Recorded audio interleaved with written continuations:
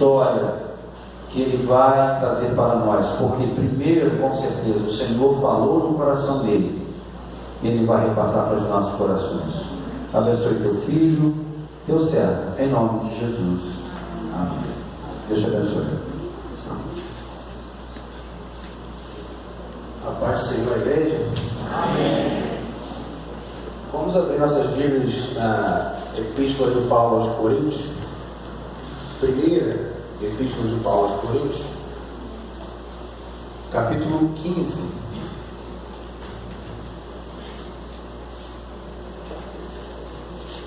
Será feita a leitura, a exposição dos versículos 12 até o 19.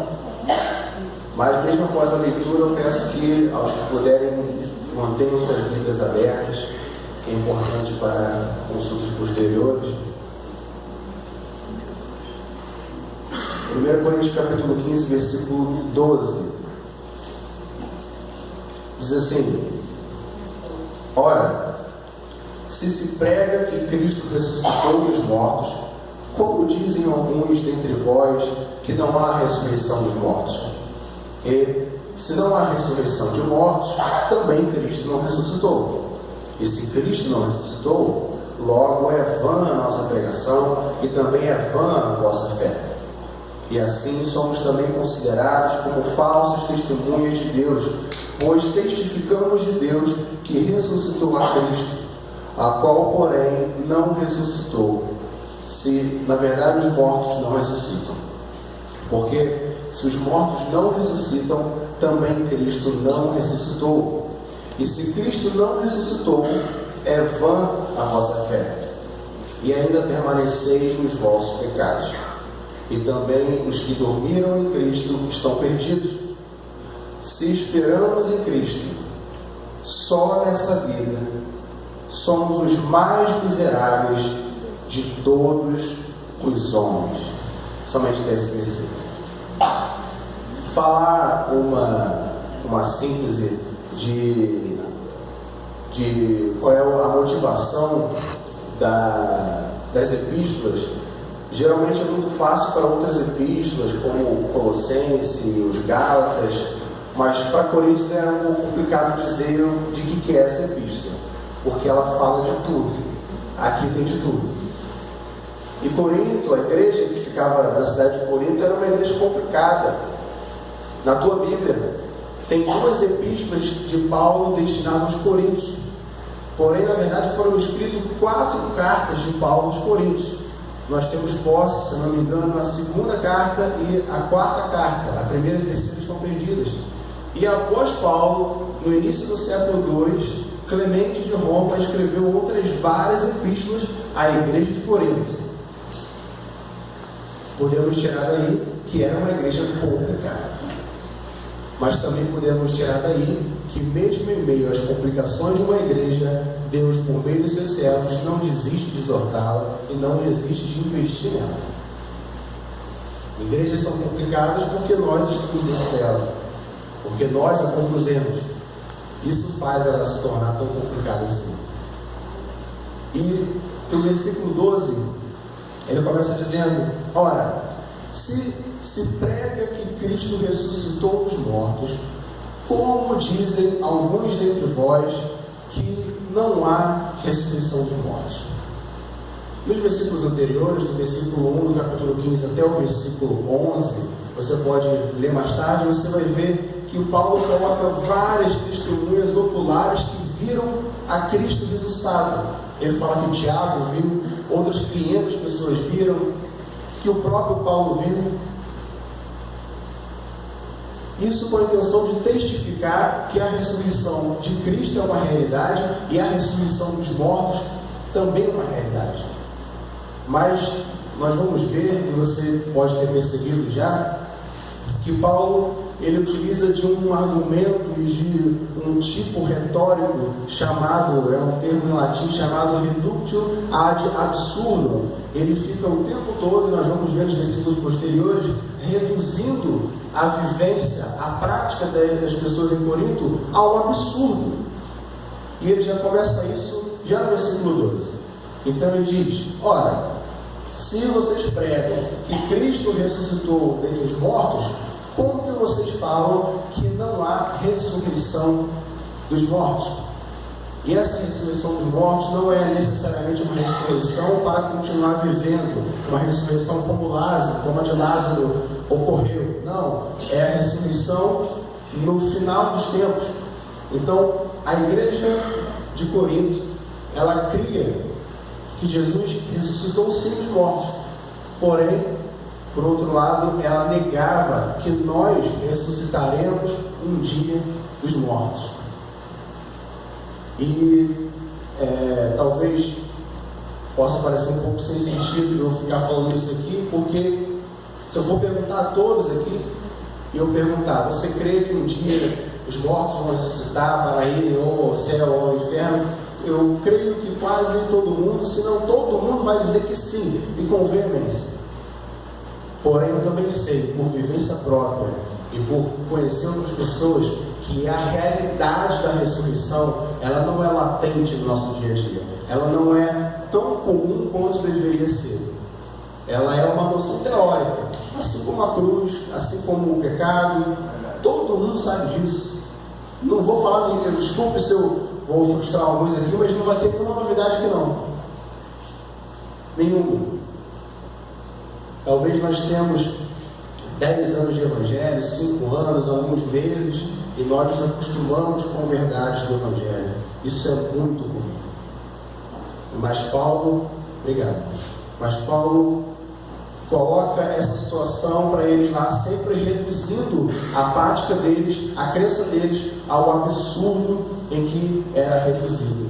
Então, nós não chegamos a esse ponto de negar veementemente e teoricamente a ressurreição de Cristo, mas nós vamos ver a que ponto nós chegamos. O versículo 13 diz assim: se não há ressurreição dos mortos, também Cristo não ressuscitou. Então ele fecha aí o argumento. Ele começa no versículo 12: olha, vocês pregam que Cristo ressurgiu dos mortos, por outro lado falam que não há ressurreição dos mortos. Ora, se Cristo ressurgiu dos mortos, logo alguma ressurreição dos mortos ocorreu, a de Cristo. Como que vocês falam que não há ressurreição dos mortos? E no versículo 13 ele fala: então, se não há ressurreição dos mortos, Cristo também não ressurgiu dos mortos. E a não ressurreição de Cristo dos mortos faz toda e completa diferença em nossas vidas. Ainda que nós não a abracemos, ainda que nós não a vivemos ou não a valorizemos de maneira que ela deve ser valorizada, a ressurreição de Cristo é um ponto crucial do Evangelho. Aleluia. Nenhum outro Deus de qualquer outra religião fez isso. Nenhum outro Deus, sendo Deus, se encarnou como nós e morreu por nós. Um Deus que era santo tornou-se maldito. Isso não é pouca coisa, isso é muita coisa. Versículo 14 diz assim: que se Cristo não ressuscitou, logo é vã a nossa pregação, e também é vã a vossa fé. Como eu disse, todo o cristianismo ele é baseado em alguns alicerces, e um dos principais alicerces é a ressurreição de Cristo. Eu sei que provavelmente todos aqui já viram pessoas utilizar da pessoa de Jesus Cristo de forma seletiva. Talvez você conheça alguém que na casa dele tenha em cima do seu móvel um Buda, uma cruz com Cristo, tenha talvez algum outro livro sagrado, uma figa, tudo um do lado do outro. Isso é mais comum do que nós pensamos. Utilizar a Cristo de forma seletiva. Quem nunca viu famosos completamente depravados em suas atitudes, mas utilizam frases de Jesus, porque Ele é amor. Porque Ele quer pregar amor. Porque Jesus foi um grande mestre moral. Só que a vida de Jesus e os discursos de Jesus não permitem isso. Não permitem utilizarmos Jesus de forma seletiva. Jesus, utilizando, em outras palavras, só para entendermos, é como se fosse um grande combo que ele só é entregue, só é vendido de forma completa. C.S. Lewis, o autor de As Crônicas de Nárnia e também autor de Cristianismo Puro e Simples, um dos maiores livros protestantes já escrito no século XX, ele falou que só há 3 opções que você pode escolher para Jesus na sua vida. Ou ele foi um louco, um lunático, ou ele foi um mentiroso, ou ele é o Filho de Deus e tudo o que ele falou por completo, não só o amor, a paz e o amor, o Jesus Cristo hippie, não. Ou ele é o Filho de Deus e tudo o que ele falou é verdade. Se ele for um louco, logo as suas palavras, por mais bonitas que possam parecer, não devem ser utilizadas. Não é inteligente fazer isso, porque ele é um louco. Não sabemos o que há por trás daquilo ali. Se ele for um mentiroso, aí mais ainda. Pode até ter não mentido em alguma coisa, mas vai saber aonde que ele mentiu. Pode ser que aquilo que nós mais nos apegamos nas palavras de Jesus é uma mentira, se ele for um mentiroso. Ou caímos na terceira opção e preferimos ela. Ele é o Filho de Deus, que veio trazer uma pregação por completo, veio trazer uma pregação de regeneração, uma pregação de salvação, uma pregação de mudança da vida, uma pregação de santidade. E nós dedicamos essa santidade a Deus. O nosso lema da nossa igreja diz: santidade ao Senhor. Aleluia. Santidade ao Senhor. Não se pode escolher partes seletivas de Cristo. É o famoso ou 8 ou 80. Não tem como escolher. Porque se ele realmente é o Filho de Deus e só utilizamos dele frases de exemplos morais, coisinhas muito bonitas para colocar em frases na internet, não estamos captando Deus, não estamos captando a Jesus. Ele não se fragmenta para nos satisfazer. Ele nos preenche e ponto final. Jesus não se fragmenta. E na pregação de Jesus e no plano de salvação de Jesus há a ressurreição. A ressurreição é um ponto fundamental e faz toda a diferença. Tanto a ressurreição do próprio Jesus, quanto a nossa ressurreição. E vamos entender melhor isso nos versículos que se passam. Versículo 15 e 16 diz assim: e assim somos também considerados como falsas testemunhas de Deus, pois testificamos de Deus que ressuscitou a Cristo, a qual porém não ressuscitou, se na verdade os mortos não ressuscitam. Porque se os mortos não ressuscitam, também Cristo não ressuscitou. Então Paulo continua lhe dizendo que utilizar de um Cristo fragmentado, utilizar das verdades do Evangelho de modo fragmentado, crer que Jesus pode se ressuscitar, mas nós não, nós vamos morrer e vai acabar por aqui, utilizar de forma ao nosso prazer, isso não é válido. E se nós pregamos, e ele falou para a igreja de Corinto, se Cristo realmente não ressuscitou, se não existe ressurreição dos mortos, estamos cometendo um pecado absurdo, estamos cometendo um pecado contra Deus, porque estamos falando uma mentira contra Deus. Deus não ressuscitou, Jesus não ressuscitou, e nós estamos falando que Ele ressuscitou. Novamente Paulo utilizando da redução até o absurdo. E o versículo 17 e 18 diz assim: e se Cristo não ressuscitou, é vã a vossa fé, e ainda permaneceis nos vossos pecados, e também os que dormiram estão perdidos. A ressurreição de Cristo, ainda que no nosso dia a dia evangélico atual do século XX, do século XXI, não seja tão falado, ainda que a despeito da utilização e de um enfoque no poder de Cristo, um enfoque e um poder enorme de Cristo nas mais diversas bênçãos que Ele pode nos dar, nas curas, reconciliações, saúde, paz que Ele pode nos dar, a despeito de favorecermos isso, nós negligenciamos a ressurreição de Cristo. E se Cristo não ressuscitou, somos infelizes, porque ainda estamos em pecado. E aquilo que você está vivendo, se Jesus Cristo não ressuscitou, é vão, não vale de nada, você está perdendo tempo aqui. Se a ressurreição de Cristo não é um ponto crucial, determinante na sua vida, se isso quase nunca mais veio à sua mente, você está perdendo tempo aqui, nós estamos perdendo tempo aqui. A ressurreição de Cristo foi aquilo que efetivou o pagamento dos nossos pecados. E isso não é pouca coisa, conforme Hebreus 2, versículo 4 diz: sejamos alegres, regozijemos em tão grande salvação. Não é pouca salvação, é grande salvação. Grande porque um Deus grande nos salvou, grande porque fomos salvos de um lugar também grande, um lugar ruim, porém muito grande, muito ruim, que seria a perdição eterna. E se Jesus Cristo não ressuscitou, e se não há ressurreição dos mortos, é vã a pregação. É vã ficar vindo aqui todo domingo. É fator primordial nós pensarmos e considerarmos a ressurreição de Cristo. Quando for falar que Jesus Cristo ressurgiu dos mortos, levou consigo a chave da morte, isso deveria aquecer nosso coração, e com tristeza eu digo que nem o meu ainda aquece. Deveria aquecer. Deveria ser algo instantâneo. Eu lembro quando criança, quando tinha passeios de igreja, o sábado, que se dormia para ir no passeio do batismo no domingo, quase que não tinha sono, eu ficava aflito.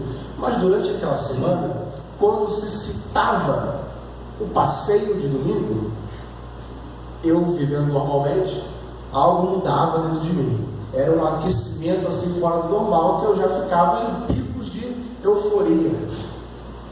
Isso porque o meu coração estava dedicado àquilo. Isso porque eu queria muito aquilo. E isso, e mais do que isso que eu falei, porque eu tinha certeza de que aquilo aconteceria. Aquilo para mim é muito mais real do que a ressurreição dos mortos. Infelizmente essa é a verdade, do que a ressurreição do próprio Cristo.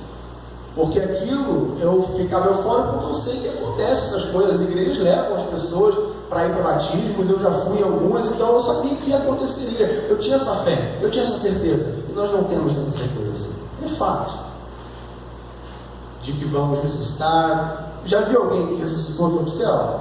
Não, né? Já viu Jesus Cristo ressurreto? Também não, né? É difícil, mas esse é o exercício da nossa fé. Amém.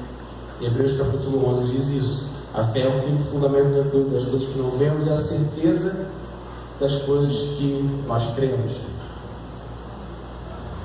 Esse é a loucura do Evangelho. Esse é a nossa grande luta. Paralela à grande luta, a mais famosa luta, né, que é contra a nossa carne e tudo mais. Paralelo a isso, uma grande luta que nós temos que lutar, e é necessário que nós lutarmos, é a luta de nós tentarmos diminuir a nossa normalidade da vida, a nossa vida comum. Porque imagine só, você tem seus pecados aí durante a semana, você se afastou de Deus, voltou para Deus e tudo mais, só que você não viu os demônios que te cercavam, você não viu como, sei lá, eu estou aqui e eu não estou vendo o inferno aqui, ó, por onde eu poderia ir, eu não estou olhando para trás e estou contemplando o céu. Isso tudo não é tão real para mim. Eu estou crendo em um Deus que eu nunca vi, e todo dia eu fico falando com Ele ainda. O exercício dessa antinormalidade para uma fé como uma criança que sabe que vai ao passeio, e quando ouve que Jesus Cristo ressuscitou os mortos, efetivando nossa salvação, deveria aquecer. Essa é a nossa luta também. Tudo é muito normal, tudo é muito comum. Demos versículo até o 18, não é isso? Versículo 18 diz: também os que dormiram estão perdidos. 1 João, não precisam abrir, só um outro versículo que eu já vou dizer. 1 João capítulo 1, versículo 9 diz assim: se confessarmos os nossos pecados, Ele é fiel e justo para perdoar os nossos pecados e nos purificar de toda justiça. Essa fidelidade de Deus e essa justiça de Deus, esse Jesus justo que pode e nos purifica do pecado, Ele só foi tornado justo graças à ressurreição. A ressurreição é primordial nessas vidas. Deus, totalmente santo, o todo santo, tornou-se maldito, tornou-se maldição. O pecado estava nele. Maldito foi Jesus por nós. Mas Ele ressuscitou e venceu essa maldição, venceu essa morte. Isso faz toda a diferença. Toda. Não é um detalhe. Imagina Jesus tendo morrido por nós, mas ainda morto lá. E agora? Morreu maldito. Morreu maldito. Não seria efetivado o plano de salvação. Teríamos alguns pecados perdoados, sim, mas continuaríamos aqui. Não seríamos regenerados. Teríamos aqueles pecados perdoados, mas cometeríamos outros que nos condenariam ao inferno. Pronto, adiantou nada. Mas graças à ressurreição de Cristo, Ele pegou a chave da morte.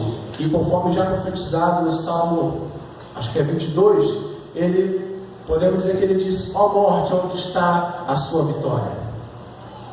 Onde está a vitória da morte? Isso graças à morte de Jesus? Sim, mas graças à ressurreição de Jesus, que faz toda a diferença. E agora no versículo 19, nós chegamos ao ápice, digamos assim, do sermão de hoje, que diz assim: se esperamos em Cristo, só nesta vida, somos os mais miseráveis de todos os homens. Se esperamos em Cristo, somente nesta vida, somos o mais miserável de todos os homens. Não vou prosseguir lendo o texto, mas se você for ler todo o capítulo 15, você vai ver que ele também chega a dizer, em outras palavras, que o que ele já disse, né? Que nós estaríamos perdendo tempo. Se nós esperamos em Deus e nós confiamos em Deus para coisas terrenas que são dignas, e não me entendam mal, são dignas demais. Eu quero tudo que você pede aí também, em linhas gerais. Eu quero uma família em paz, prosperidade financeira, saúde, alegria. Eu quero tudo isso e vou continuar pedindo. Mas se eu me resumo a isso, eu sou o mais miserável de todos os homens. E aí você pode questionar: mas a miserabilidade é inerente ao ser humano. Nós necessitamos de misericórdia, nós somos miseráveis porque necessitamos de misericórdia. Sim, isso é verdade. Mas se nós permanecemos em nosso estado de miserabilidade, isso quer dizer que a misericórdia, na verdade, sequer nos alcançou. Nós não podemos permanecer sendo os mais miseráveis de todos os homens. Nós, e é natural de todo cristão, ter sido um dia o mais miserável de todos os homens, ou seja, o mais necessitado da misericórdia de Deus. Porém, agora, com a misericórdia de Deus já em sua vida, ele não é mais miserável. Ele é agora um agraciado. Aleluia! Glória a Deus. Então, ser e continuar sendo miserável não é bom. Não adianta tentar se esquivar e dizer: não, todo mundo é miserável, todo mundo necessita da misericórdia. Não. Nós não necessitamos de outra misericórdia que nos afague. Nós oramos por misericórdia para essa misericórdia nos ajudar a nos manter, mas ela já nos preencheu, a graça já nos abundou. Aleluia! Não somos mais miseráveis. Porém, se você espera em Deus por coisas dignas, e eu devo frisar isso aqui, dignas e muito dignas, coisas que Deus se preocupa, tá bom? Jesus se preocupa com a sua família, Jesus se preocupa com a sua saúde, se preocupa com o seu emprego, Jesus se preocupa com o seu coração quebrado durante madrugadas. Ele pensa em tudo isso. Agora, imagina tudo isso aí, você como um gênio da lâmpada mágica. Você pede, Deus dá. Pronto. Tudo que você pede sobre aqui na terra, Deus deu.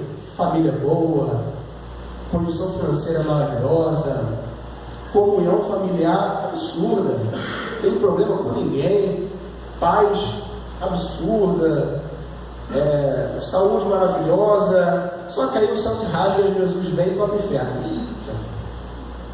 Eu acho que não adiantou muita coisa. Os seus, sei lá, em média de 70, 80 anos, eu acho que não dá para comparar muito bem com uma eternidade no inferno. Jesus se preocupa com tudo isso, mas mediante a pedinte, enquanto ele estava aqui na terra, ele curava, mas dizia: vai, a tua fé te salvou.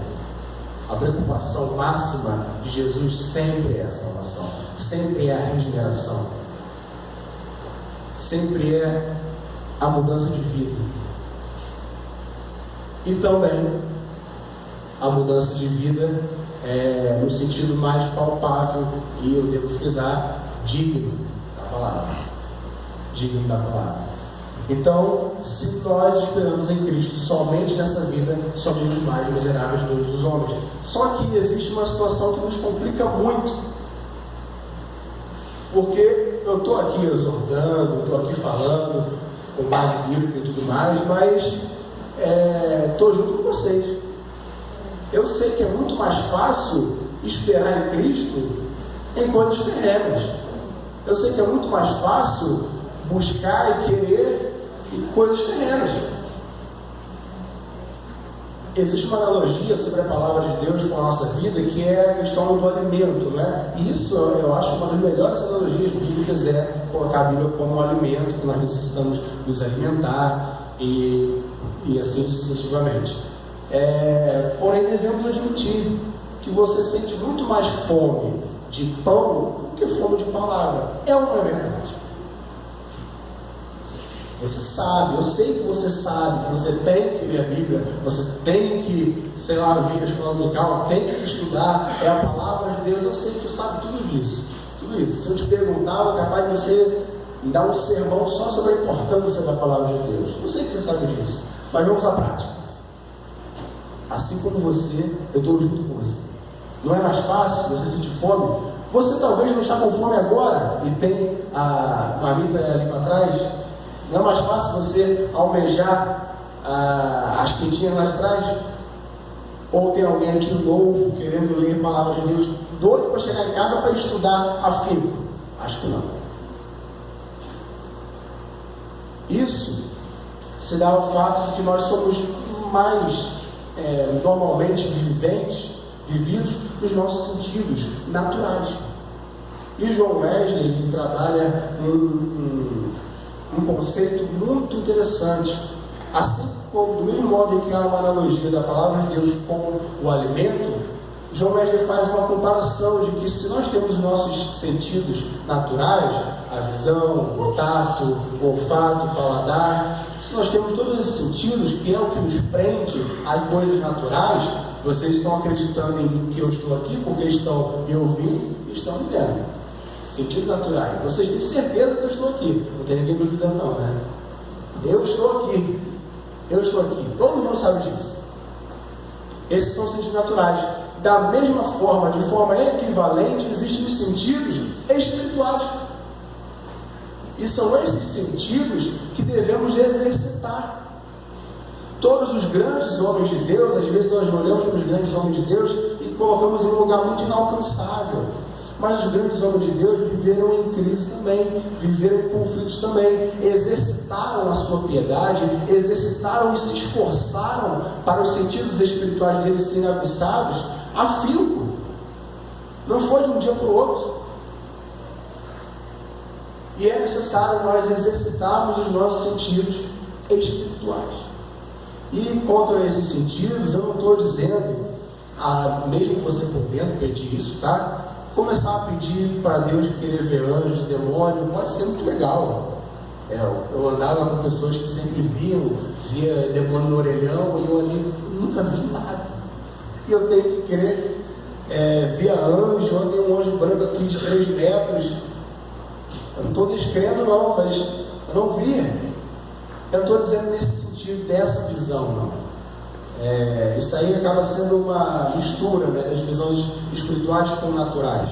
Mas estou dizendo para que a sua visão seja, o seu sentido espiritual de visão seja além, você possa ser iluminado cada vez mais as escamas do pecado saiam dos seus olhos, para que você possa contemplar a Deus, que você possa, a cada sermão que você ouve, por mais conturbado que ele possa parecer, se o pregador se enrola, como talvez eu possa estar enrolando em alguma coisa, você peça ajuda a Deus para que seus ouvidos possam absorver aquilo que ainda for de Deus necessário para a sua vida, que você possa também sentir a Deus na sua derme ou na sua epiderme. Sim, isso é possível, eu creio nisso, mas sentir também Deus no sentido de crer que a presença dele realmente está entre nós, ou seja, exercitemos os nossos sentidos espirituais.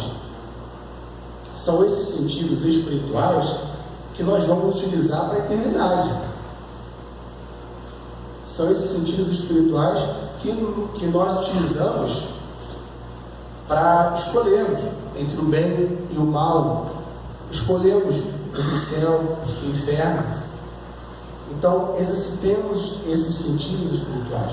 Só assim existe uma esperança de você não ser um dos mais miseráveis e começar a querer a Deus, começar a esperar a Deus, não só nas coisas terrenas, não só aqui nessa terra, mas também em coisas eternas, também em coisas santas. Abra aí, por favor, em Hebreus, capítulo 10, versículo 24.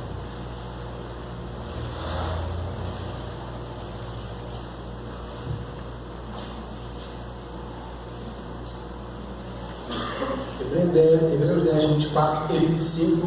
Mantenha a sua Bíblia aberta, mas não leia. Não vamos ler agora. Eu tenho uma boa notícia para nós. Eu falei sobre toda essa coisa complicada, né? Você provavelmente concordou comigo que você é muito mais fácil crer naquilo que tu vê. Crer naquilo, às vezes a gente condena Tomé, né? Coloca ele numa cruz, mas é fácil crer naquilo que Tomé não estava crendo? Não é. Hoje em dia eu falo porque já foi comprovado, nós cremos no Evangelho, mas temos um pouco de Tomé muitas vezes. Então eu apresentei um problema para nós, que nós somos ligados, somos apegados aos sentidos naturais, cremos em muita coisa que ouvimos, vemos, sentimos, tocamos. A prova disso é que o homem é apegado a tudo isso, é que, por exemplo, eu costumo sempre dizer que o protestantismo, ele só não tem imagem de escultura de santos porque os católicos chegaram primeiro, só para isso. Porque a gente gosta de tocar em uma coisinha, a gente gosta de escrever videozinho, a gente gosta de ter uma marquinha da aliança, a gente gosta de ver uma coisa, gosta de uma campanhazinha, gosta de um manto vermelho para tocar, gosta de um suor de um apóstolo, a gente gosta. Eu estou falando do evangelicalismo geral, tá? Eu sei que nós aqui não vamos querer suor de um cara que está o dia todo pregando. Eu não sei que o seu suor vale bem ou não vale de nada. Ou melhor, o suor do pastor que cai sobre o chão da igreja muitas vezes vale as limpezas que ele se prontifica a fazer, viu? Então vale isso, mas purificar, santificar e bênção, não tem nada disso. Então, essa é a problemática. Somos apegados aos sentidos naturais. E como vamos exercitar a nossa piedade, como vamos exercitar a nossa ligação com Deus, se nós somos tão apegados aos sentidos naturais? Tem uma boa notícia. O que é que Jesus deixou para nós aqui na terra, que é algo natural, e como natural eu quero dizer tangível, eu quero dizer visível, audível, é algo natural que mais se aproxima com algo sobrenatural divino. A resposta para isso é a igreja, e mais especificamente a igreja local.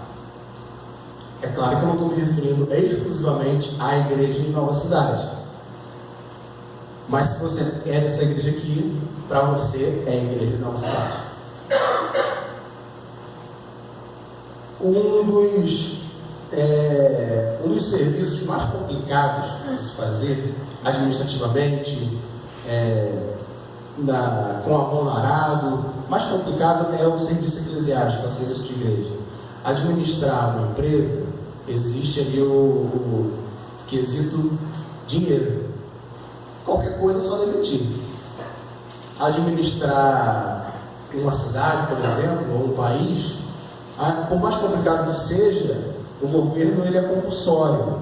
Você pode ser até um anarquista, mas você está sob o governo, em ponto final. Ele tem a arma, ele tem o poder de fogo, então você é um submisso a ele. Agora, viver em comunidade, viver em igreja, é um dom fora do normal. Viver em igreja, e se você tem um pouquinho de vivência, você veio de outras igrejas, ou não, você sabe que a igreja, viver em igreja local, é um grande paradoxo que, ao mesmo tempo que é muito prazeroso, é onde você, por vezes, se dedica e não é reconhecido. E aqui eu acho que você tem que abrir um parênteses, eu não estou desabafando nada aqui não, tá? Essa é uma pregação pensada, tá? Não estou desabafando nada, pelo amor de Deus. Mas provavelmente, se não é você, você conhece alguém do seu lado que está aqui magoado com outra igreja.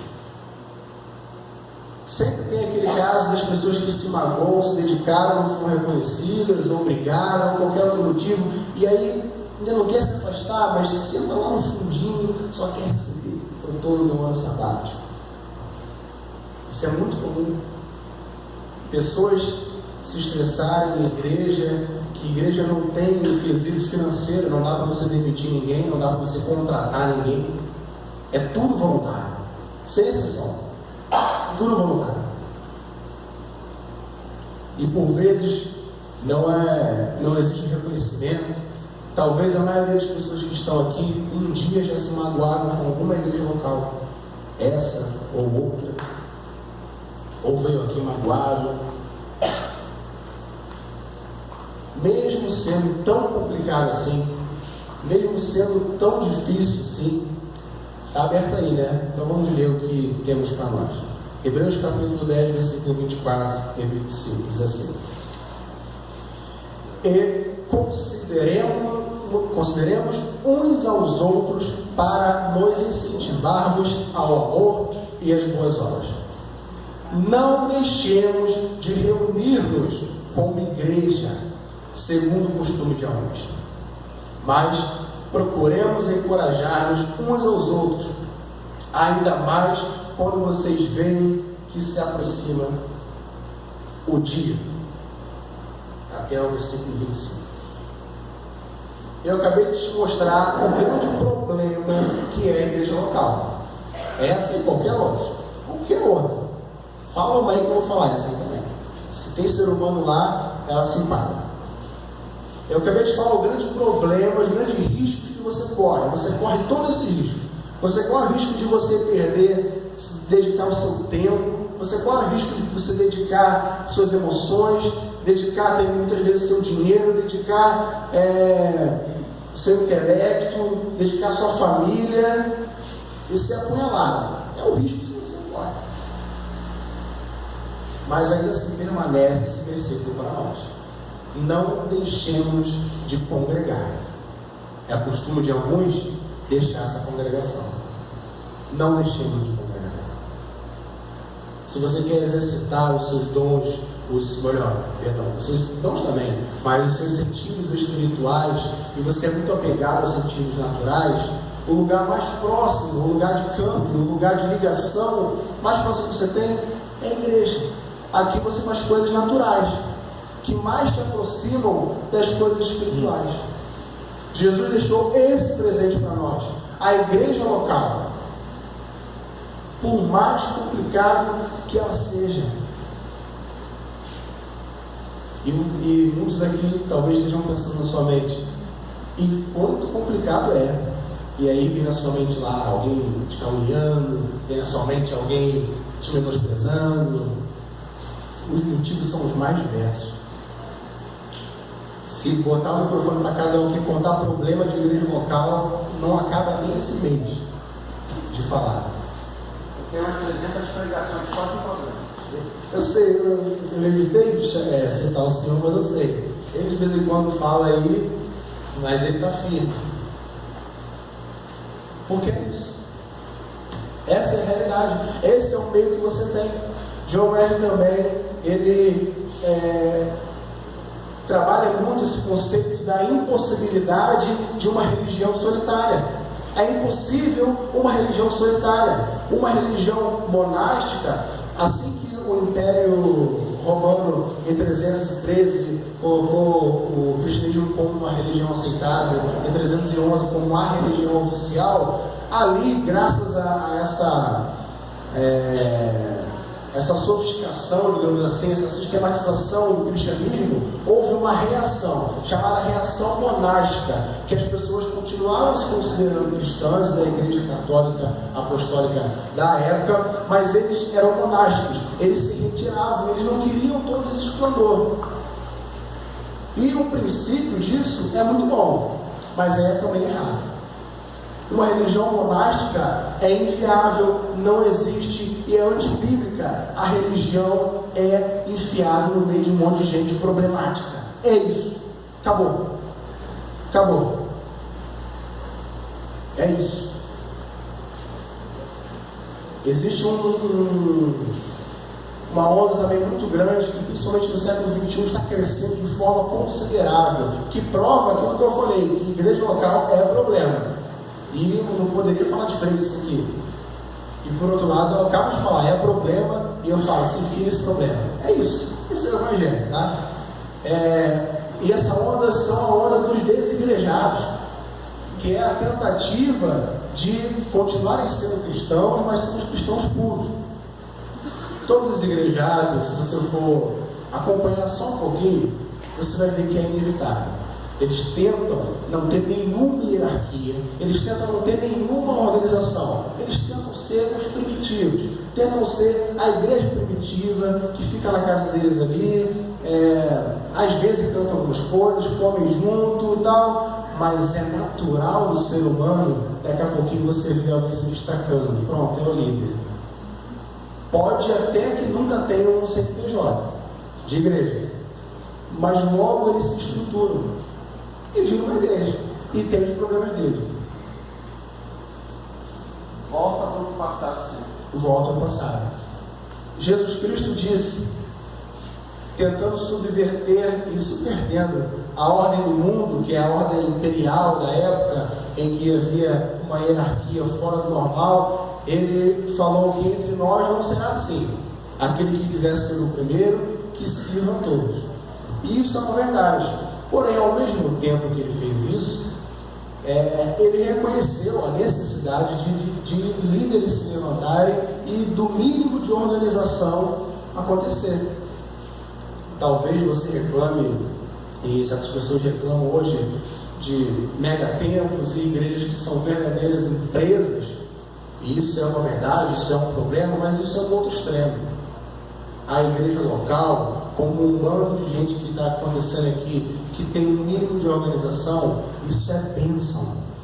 Bênção para a sua vida. Isso aqui é uma coisa natural, que você vem aqui, ó, tem horário, tudo certinho, são pessoas que estão aqui, você está me ouvindo. Isso aqui é o mais próximo que Deus te deu para você se ligar com Deus e ter os seus sentidos espirituais aguçados. É a igreja dos problemáticos, e não tem como ser diferente, é ser humano problemático.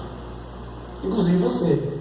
Eu sei que você está lembrando de um monte de problema aí, o pessoal te caluniou, não sei o quê. Talvez você seja essa pessoa de um outro alguém. E é bem provável. Pode ser desanimador, mas a Bíblia nos encoraja. Continuemos a nos congregar. E falando agora sobre a nossa igreja local, não só sobre a nossa igreja local, mas é necessário nós termos cada vez mais um senso de pertencimento.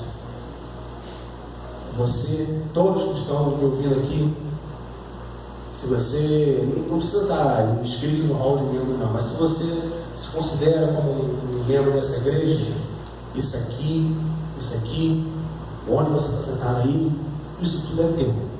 Você pertence a isso aqui. Aleluia! Tenha em você e aguça em você um senso de pertencimento. Por exemplo, é necessário, de um modo organizacional, porque não dá para todo mundo falar ao mesmo tempo, ter alguém, que no caso sou eu aqui, para falar a palavra de Deus. Mas a palavra é tua.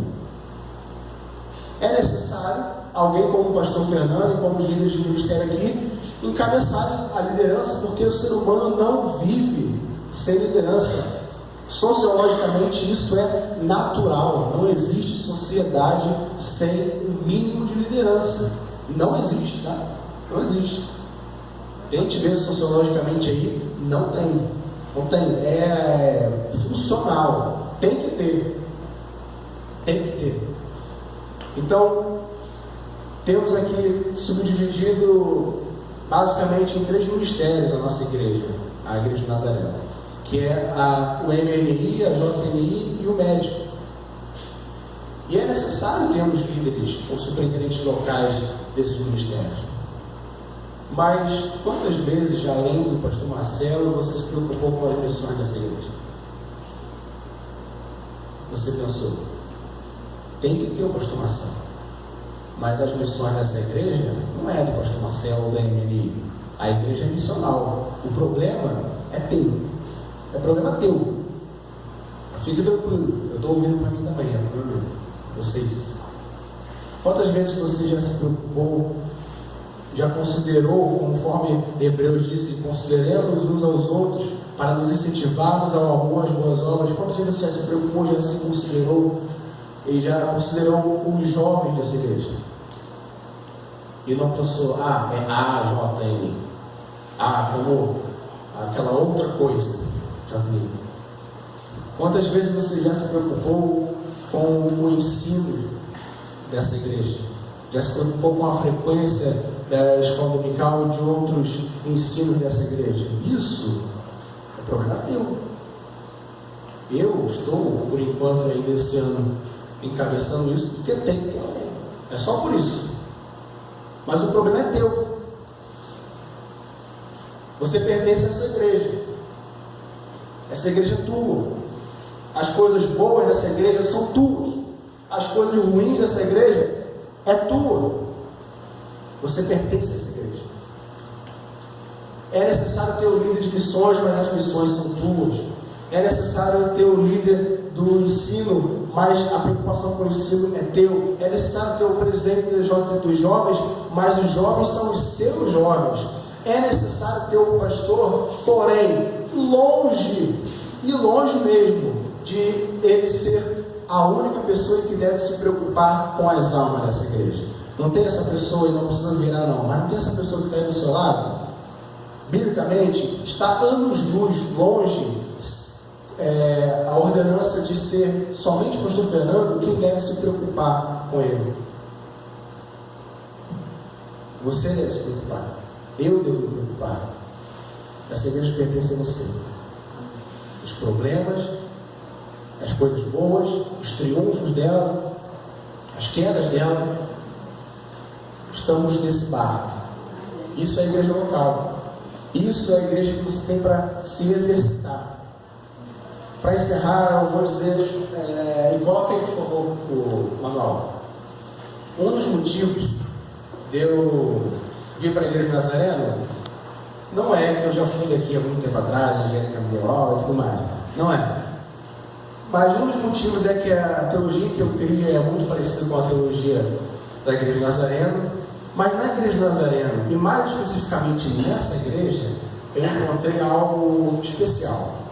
Porque na igreja de Nazareno, não sei se todos sabem, mas nós temos um manual. O nosso tipo de governo é um dos melhores que existe. Eu já ouvi falar disso de não nazarenos. É um governo representativo. Existem pessoas leigas que não são de ministério, que fazem parte da junta de governo dessa aqui. O pastor, por melhor que seja, é só mais um voto na junta de governo. Não existe um maioral, nem internacionalmente.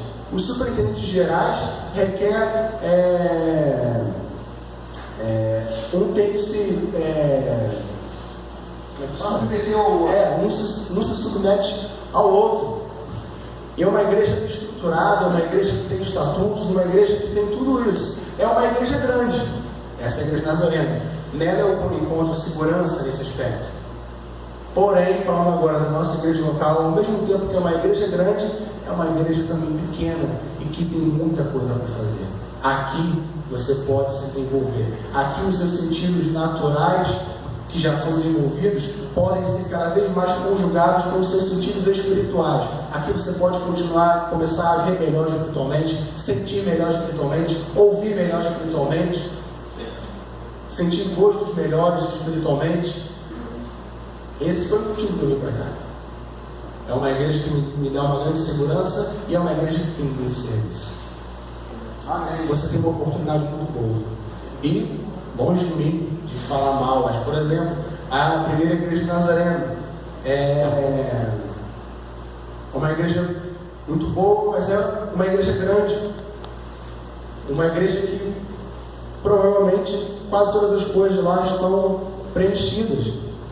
Mas como o homem gosta muito de se acomodar, se tu for lá, tem uns 500 pastores na igreja lá. E aqui tem um reverendo ordenado. Lá tem uns. São a média de 110. Muito cacique. 110 pastores. E aqui temos um. E aqui, por favor, não é problema do pastor presidente Alessandro, não, tá? Eu sei que os pastores querem ficar lá e ele não vai estudar. Não é a função dele fazer isso. Mas nós somos tendenciados a nos acomodar. Não nos acomodemos. E o artigo, pode botar. O artigo 16, o verso 20 do artigo 16 do nosso artigo de fé diz assim: ressurreição, juízo e destino. O 21 e o 22 é juízo e destino respectivamente. Porém, nós, como nazarenos, cremos na ressurreição dos mortos, que tanto os corpos dos justos como dos injustos serão ressuscitados e unidos com os seus espíritos. Os que tiverem feito bem sairão para a ressurreição da vida, e os que tiverem feito o mal para a ressurreição da condenação. Isso é o que nós queremos. E isso faz toda a diferença. Se você espera em Deus somente nessa terra, tu é miserável. E existe uma esperança para você. Não seja mais miserável. Alcance a graça de Deus e seja agora um agraciado. A igreja local, todas elas é um serviço, não vai faltar. Isso aqui é uma bênção para você. A igreja local é uma bênção para nós. Nós iremos nos desenvolver espiritualmente, utilizando atributos naturais somente na igreja local. Isso é uma bênção de Deus para a nossa vida. Se nós esperamos Deus somente nessa terra, somos os mais miseráveis. A ressurreição faz toda a diferença em nossas vidas. Então, creiamos na ressurreição, nos apeguemos à ressurreição de Cristo e exercitemos cada vez mais os nossos sentidos espirituais. Essa igreja local é uma oportunidade, é uma academia enorme para você se exercitar. Aqui você tem que amar, aqui você tem que se dedicar, aqui você tem que perdoar. Essa é a igreja local, esse é o presente de Deus para você. Amém?